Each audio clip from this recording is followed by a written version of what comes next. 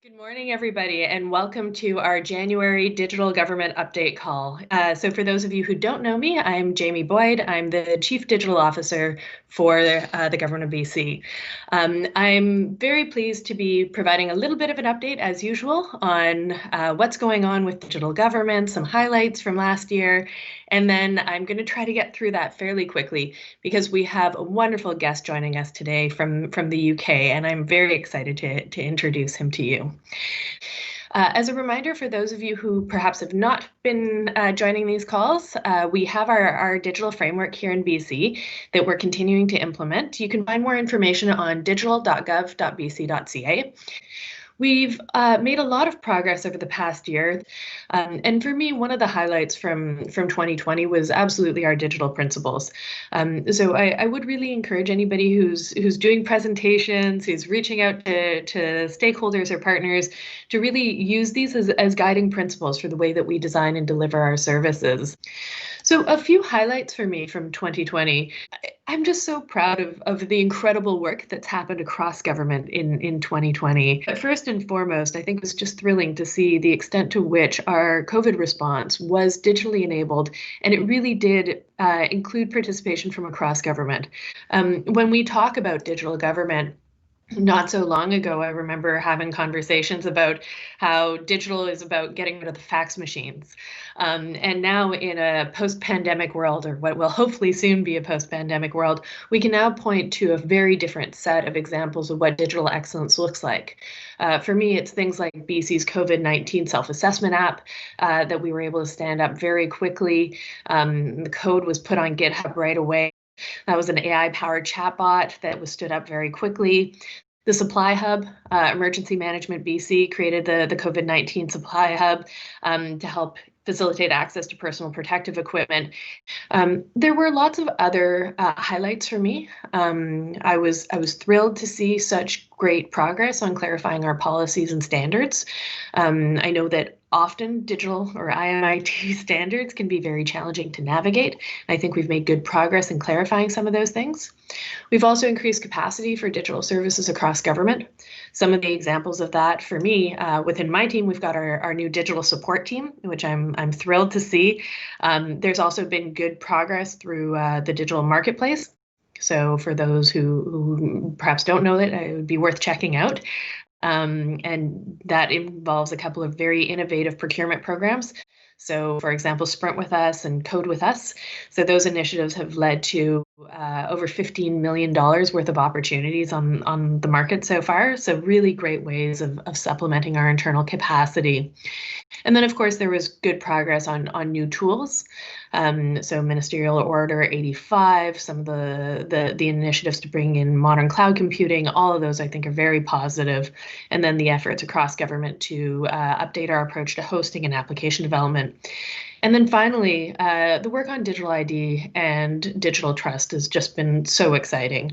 For me, these are the backbone of many of our digital services. And I think it's been very exciting to see things like verified by video for the BC Services Card and just really great progress on the digital ID front, and seeing that being built into more and more of our services. That said, we have a lot of work to do in 2021. One of the priorities for me from a digital perspective is using those new tools that we've been working with to support mandate commitments. There are a number of commitments in those mandate letters around data. So lots of efforts around open data, data privacy and security, supporting anti-racism initiatives, taking an evidence-based approach to policy development. So there's really going to continue to be a strong emphasis on the use of data.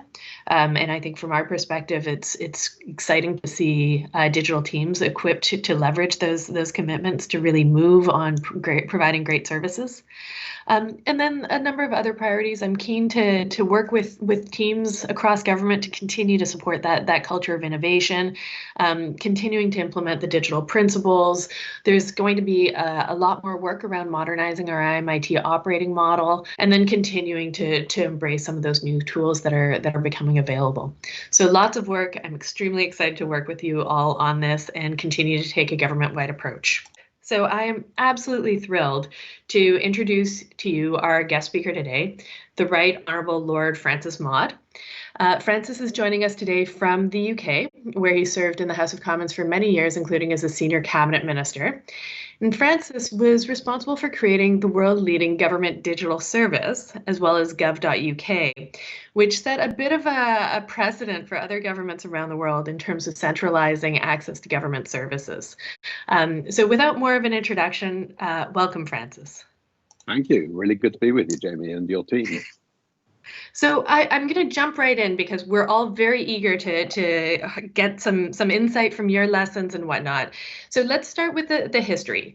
I know that you were involved right at the very beginning, and the UK was a very early mover globally on digital government. So could you tell us a little bit about how the government digital service started? What was the thinking initially, and what led to all those investments? We came into government in 2010. We had a big fiscal crisis, budget deficit of 11% of GDP. We had to save money. But at the same time, we had appalling record in government IT. We had what was thought to be the most expensive government IT in the world per capita of the population. And we had a litany of terrible kind of government IT car crashes. So we had to do things differently, and we needed to save money, and we had set ourselves a commitment of being the most digital government in the world, which seemed a pretty steep challenge to give ourselves. So we got started. I mean, the first thing I did was I engaged Martha Lane Fox, who was one of the sort of heroes of the dot-com boom. Set up, co-founded lastminute.com.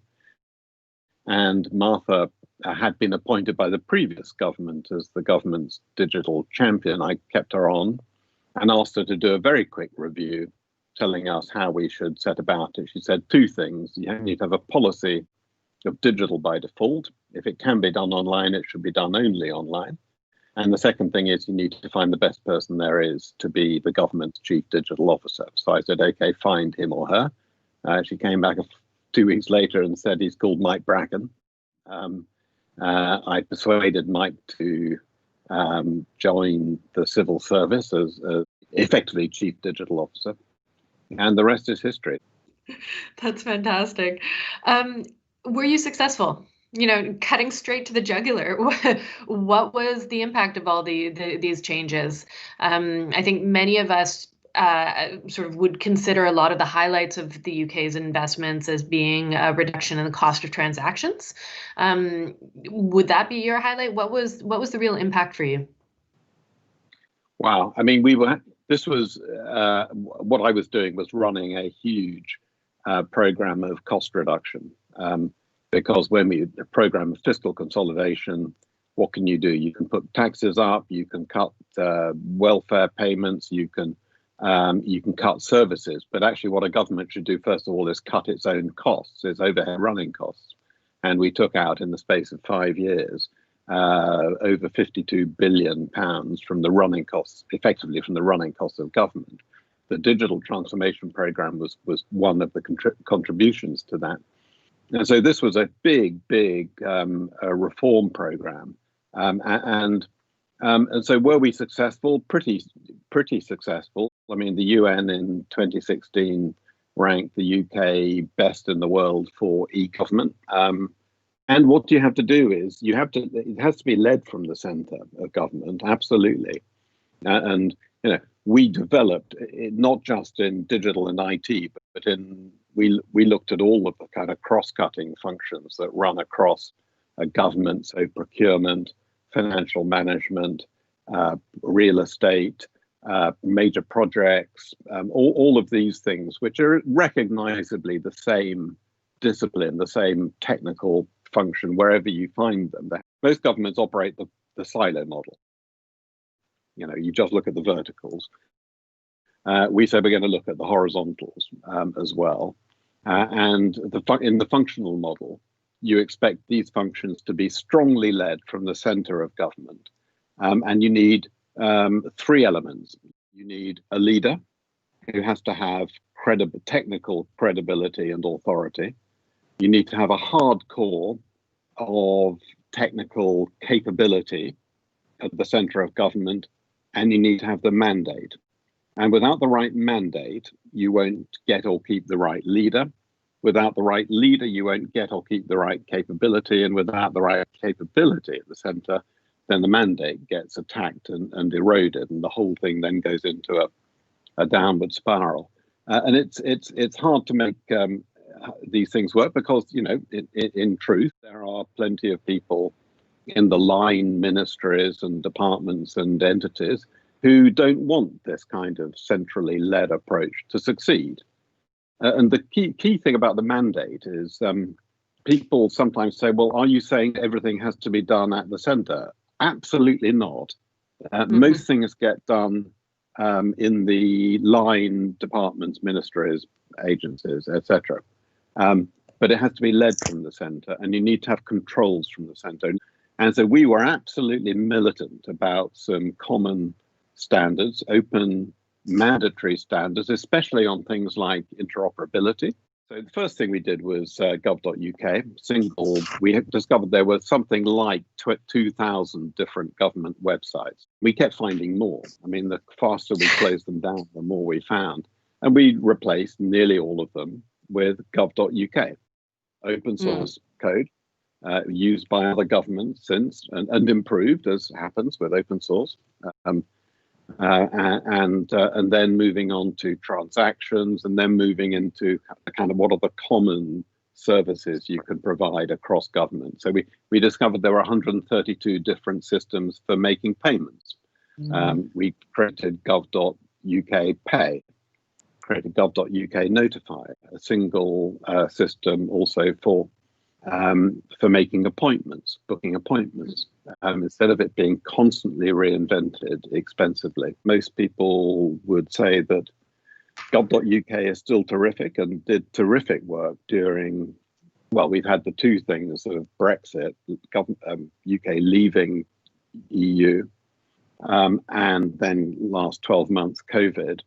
And gov.uk has been very impressive in dealing with those two very disruptive phenomena. What are the barriers to change and adoption of digital processes?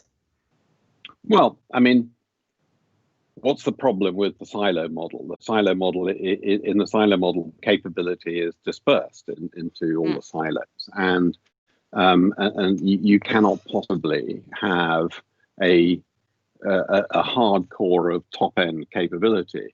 Lead the function strongly from the center, and you will be able to attract in top-end capability and skills and experience, and that then permeates through the whole system. If you were to design a government from scratch that were to be as open to innovation and digital change as possible, what might that look like?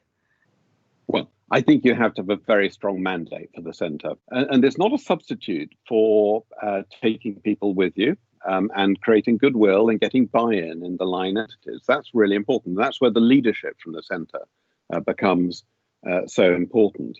One of the things we had was some spend controls. I put in place spend controls very early on, within weeks of us coming into government. And that enabled us to stop the wrong thing being done.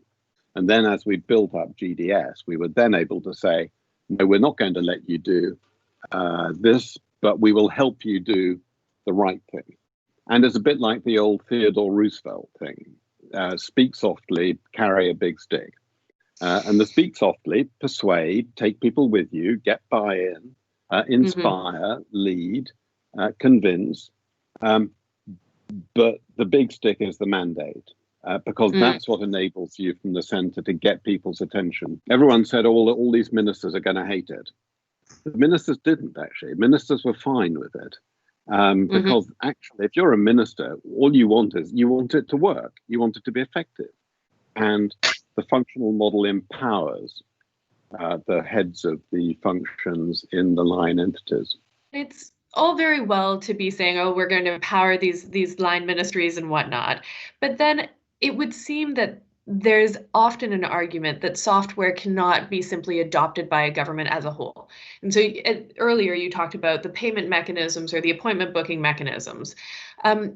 How did you address this perception of the incompatibility of software tools between ministries? Was there something that you were able to do to promote the adoption of common services? Well, I mean, part of it is the negative control, the ability to stop people doing their own thing. So identity, identity assurance. We found, and we found different ministries wanting to go ahead and do their own thing. We just stopped them and said, no, we're not going to let you do that because actually there needs to be a single one. And so I'd like to invite you to close this off with some advice. Knowing that many of our participants are people who build digital services for the 5 million people of British Columbia, if you were to do this all again, if you were in my role, if you were on one of those digital teams, what would be your advice for British Columbia, for our digital teams? Well, first thing is to wish you all very good fortune in what you do. It's incredibly important. Next thing is what I would have done differently. I would have done it quicker. Third is be confident about what you're doing. What you are doing is empowering citizens, liberating citizens, and getting government to align itself, configure itself around the needs of the user. If I do a slide presentation on what we did, I always have this picture of a window in the GDS office, which overlooked one of the metro underground stations in London. And very busy, people going in and out all the time. What the guys did was they blanked the window out with brown paper and cut a little hole in it, just at the level where while you're standing by it, all you saw was people going in and out of the station.